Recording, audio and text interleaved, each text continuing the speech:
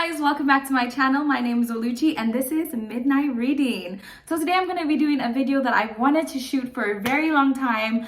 I'm going to be convincing you guys to read my favorite novels just by only reading the first line / first paragraph of these novels. I believe that the first opening line of any literary work is extremely important because it hooks the reader. It makes you decide whether you want to go on and read these novels or if you want to just throw it in the trash and never see it again. I'm going to be sharing with you guys my favorite novels. Like literally, these are one of my group of some of my favorite novels. And these novels have left such an impact on me.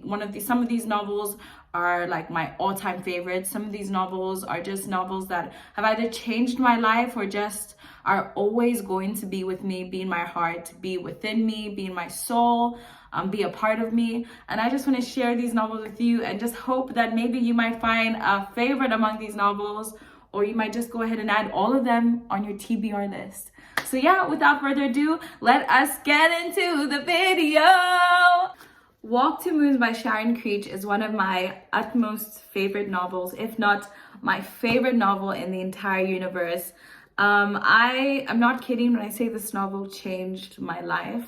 Like, it just made me more emotional and introspective, and it's literally a middle grade novel. I read it when I was 14. I read this novel when I was 14, and I think what makes it also so important is that it's the last novel I read before I left my home country of Nigeria to move to stay in the United States of America.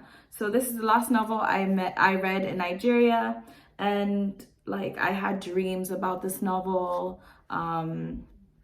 I don't know, it touched me greatly in a way not a lot of other novels have done, but I still treasure and love. First of all, I'm going to tell you guys what this novel is about, and then I'm going to read the first sentence. So this novel follows the story of Salamanca Tree Hiddle, you can call her Sal. She's basically going on a road trip from, I believe, Ohio to Idaho. That's like a 31-hour drive. So basically her and her grandparents are just in the car together on this 31-hour drive across America to go and see her mother's resting place. Quick backstory: Salamanca's mother left her when she was younger. Her mother just packed up and left. Really has an impact in Salamanca's life, the absence of her mother.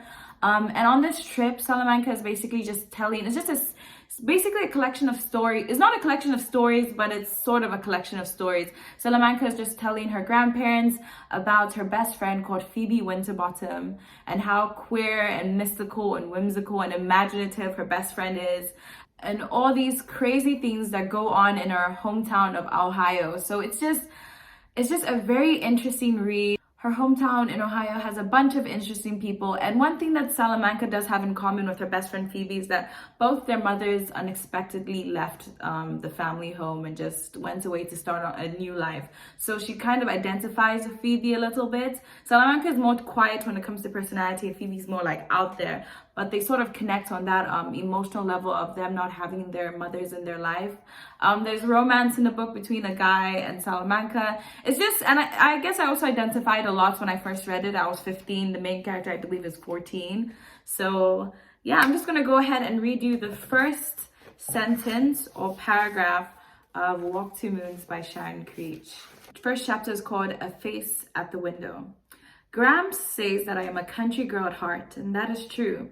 I have lived most of my 13 years in Banks, Kentucky, which is not much more than a caboodle of houses roosting in a green spot alongside the Ohio River. Just over a year ago, my father plucked me up like a weed and took me and all our belongings. No, that is not true. He did not bring the chestnut tree or the willow or the maple or the hayloft or the swimming hole or any of those things which belonged to me.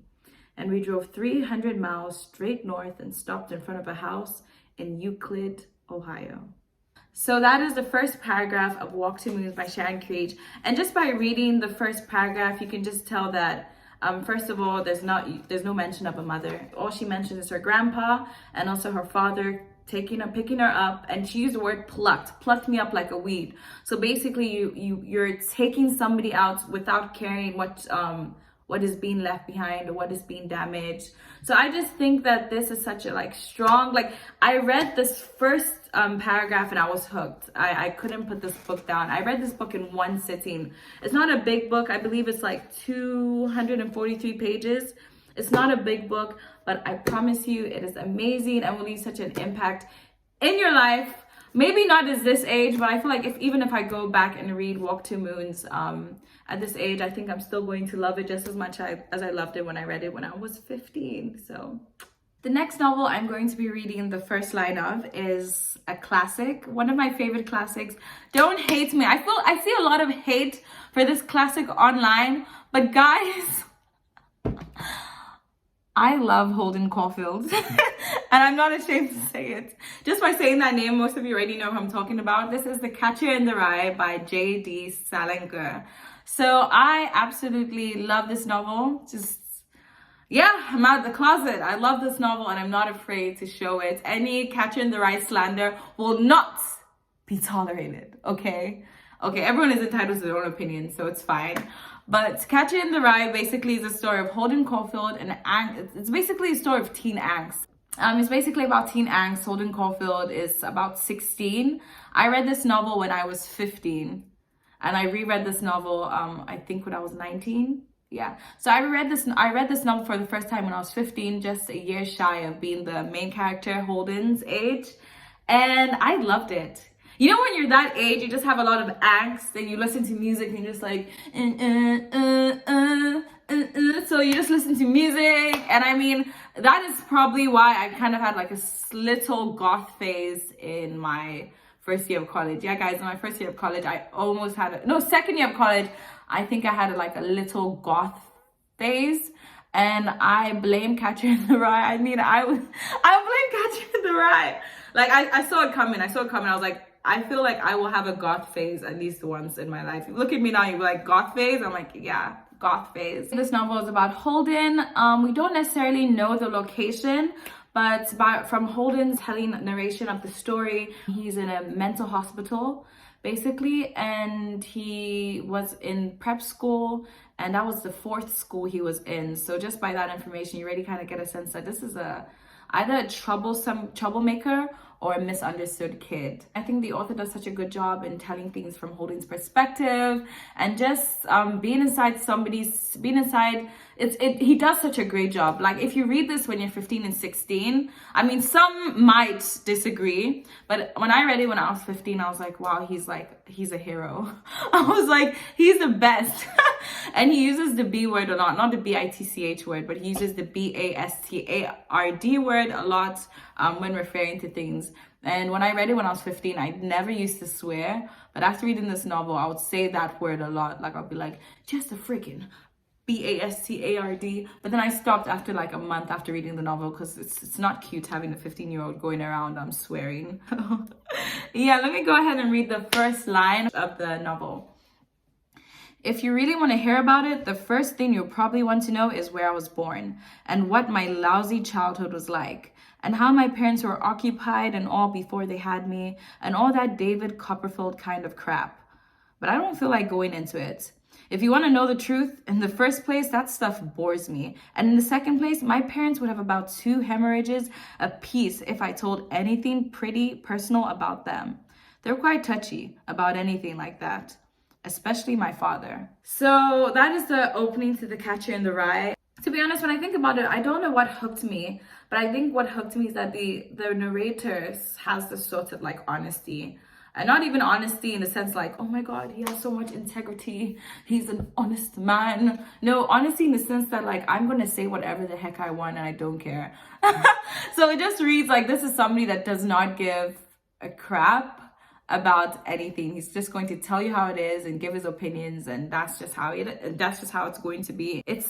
And he uses the word goddamn. He uses the word goddamn a lot, crap, and BASTARD a lot in this novel. I just think it's a nice novel to read. I would have to reread it again in my 20s because I haven't read it in my 20s yet, but in my teens I worshipped Holden Caulfield, and if anyone said anything bad, it's on sight. Throw a book, not this book, but throw a pen at you. Not a pen, no, I don't believe in violence. But yeah, this is an amazing, I liked Catcher in the Rye a lot. It's one of my favorite classics. And I think it's quite an easy to read classic. People refer to it as a classic, but not a classic in the way that it's olden speech or Shakespearean speech. It's pretty easy to understand and read, honestly. The next book, I actually don't have it with me right now. I moved out of my parents' place and a lot of my books are still there. So I'm gonna have to go and get my books as soon as possible, because the books I have in my possession right now, not a lot. It's about just like 40 books I believe I have in my possession. So that's not a lot compared to like the quantity I actually own. So I do not have the next book, and the next book is called Stones from the River by Ursula Hegi, or I believe it's Hegi or Hegi. So by Ursula, let's just say by Ursula, Stones from the River. This book is extremely complex and thought-provoking and chilling. Like, it's the kind of book you read, and after you finish reading this book, you want to have a conversation with the author and just like, what were you thinking? Like, how does your mind work? How did you sit down, come up with this concept, and not only come up with the concept, but execute it so well? Like, it's brilliant. So I'm just going to give you a quick synopsis of the novel, because I think it will create like a little bit of backstory, because I really recommend this novel. So Stones from the River is set in Germany between the years of 1915 to 1951. So what happened between 1915 and 1951, people that are into history, World War I and World War II occurred between those years. So it's basically, it follows the story of Trudy Montag. Trudy Montag is a dwarf. And basically in these years, Germany and the world were not really as accepting as we are today when it comes to things that make us a little bit different from other people. So Trudy Montag has dwarfism, and she lives in a town that is it's a fictional town actually. The author creates this town. I think it's called Picault. It's a fictional town, but she lives in this town, and since she was younger, she's been discriminated and bullied because she just happens to be shorter than everyone else. So people have bullied her, discriminated against her. She grew up thinking that her own mother hated her, because I believe her mother, I'm not going to spoil it for you, but her own mother hated her. So basically, it's just, I'm not going to go into it. I'm going into it too much. I don't want to spoil it for you guys. But that is just a quick backstory. It just follows the life of Trudy Montag as she goes through life with being different from everyone else, and how she manages to deal with it. It is a big novel. It's the life of somebody. Basically, the author did a life of somebody like she was real. So it's an amazing novel, and it's, anytime I even look at the front page of anytime I even look at the cover, I just, you know, what's that quote? When art is supposed to make you feel something, not necessarily supposed to change you or do this, but supposed to leave you feeling something. And it's crazy. I read this novel years back. Most of the novels I'm mentioning, I sort of read them years back. Some of them I've reread since then, but I have a good memory when it comes to what I've read. So I read it years back, and it's like, when I look at it, I still remember how that novel made me feel. And a lot of the novels on this list, a lot of them, I would look at them and it's like, I just know how they made me feel the first time I read them. And that is just, I think, so beautiful. So I'm going to go ahead and read the first sentence in Stones from the River by Ursula Hegi. As a child, Trudy Montag thought everyone knew what went on inside others. That was before she understood the power of being different, the agony of being different, and the sin of ranting against an ineffective God. But before that, for years and years before that, she prayed to grow. So I just had to do that. Like, literally just that paragraph, you can see how strong the author's writing is. You can see that, okay, this author is not BSing me. Like, this is a novel.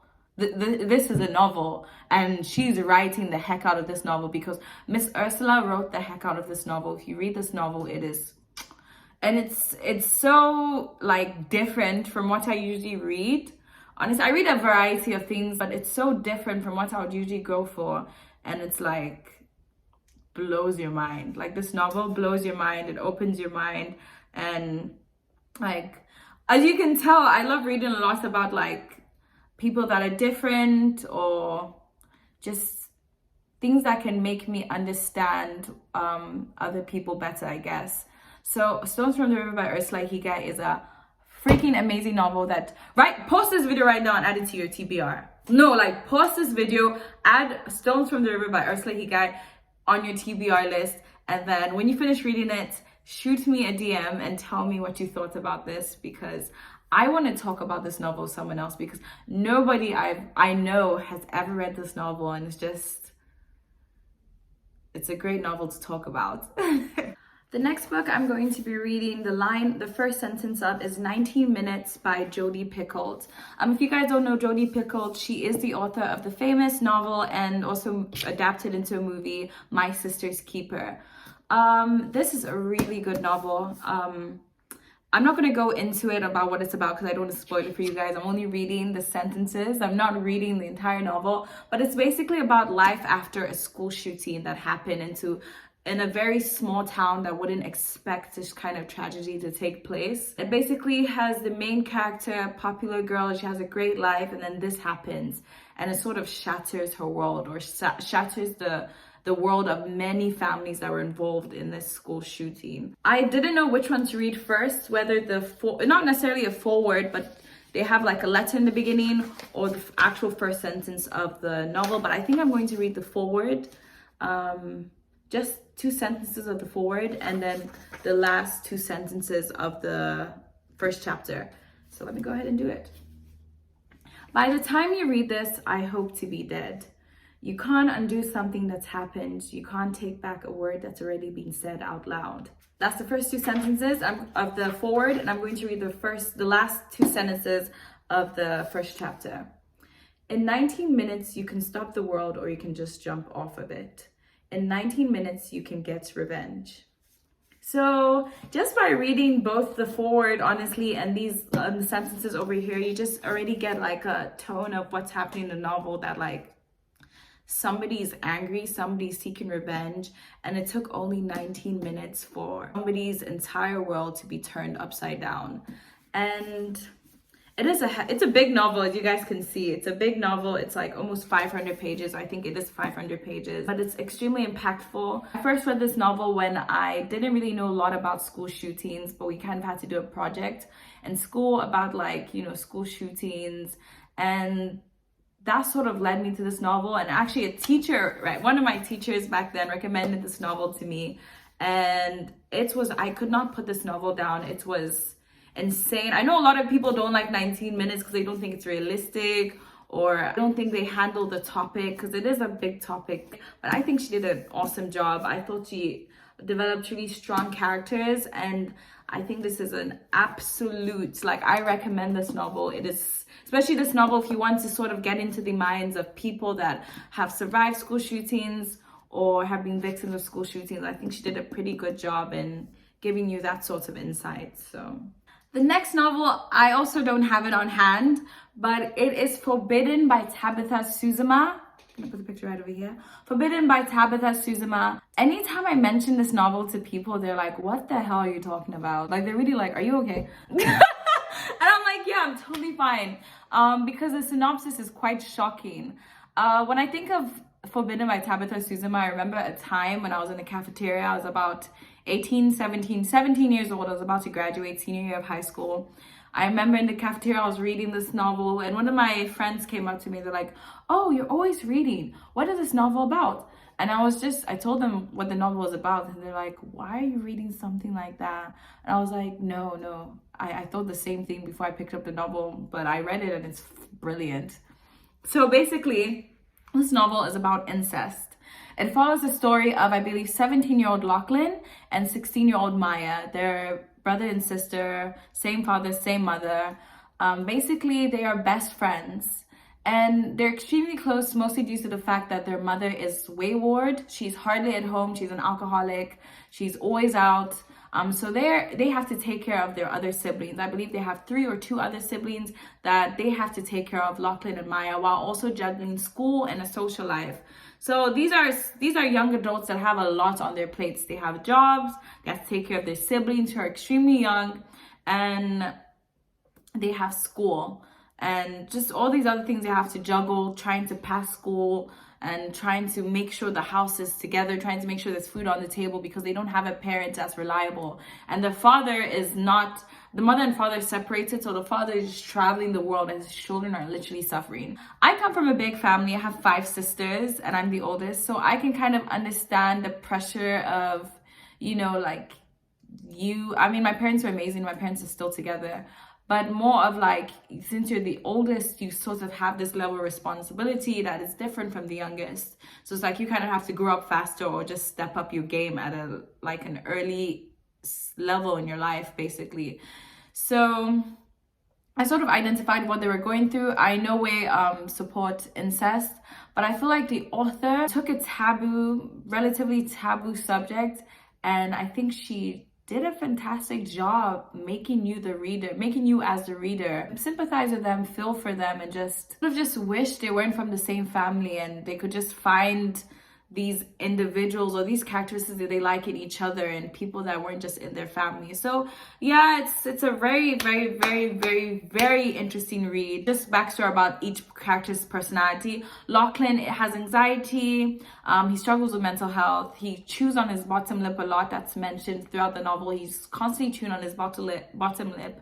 That's sort of his way of dealing with his anxiety. I know some people bite their nails, but I know some people bite their nails to deal with anxiety. He literally chews, not even bites, they describe it as he's literally chewing on his lip, like to the point in sometime in the novel it literally like he tears his lip and it bleeds because he keeps on chewing on it.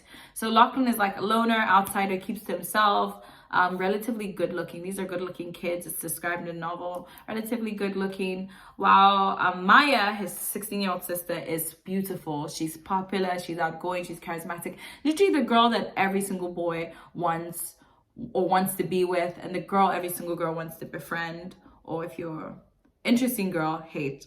So yeah, so I'm going to go ahead and read the first chapter, but before I read the first chapter, I'm just going to read the quotes that's at the beginning of the novel. You can close your eyes to the things you do not want to see, but you cannot close your heart to the things you do not want to feel.